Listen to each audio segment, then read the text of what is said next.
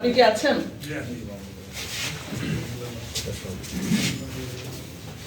আপনার সমর্থনকারী এবং প্রস্তাবকারী কি আছেন? আচ্ছা, আপনার যে নমিনেশন পেপার, এটা আমরা জাতীয় যাচাই বাছাই করে দুইটা জিনিস পাই নাই। একটা হচ্ছে দলীয় প্যাডে অঙ্গীকারনামা এবং আপনি নিজে 300 টাকার স্ট্যাম্পে অঙ্গীকারনামা প্রদান করেন নাই। আচ্ছা, দলীয় প্যাডেরটাও নাই। আচ্ছা, দলীয় প্যাড আমরা পাই নাই, একটু চেক করেন।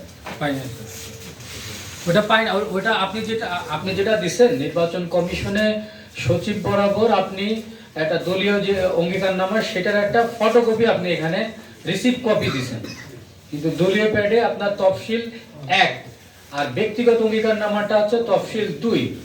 এই দুইটা আপনাকে দিতে হবে। মনোনয়নপত্রের সাথে ছিল এটা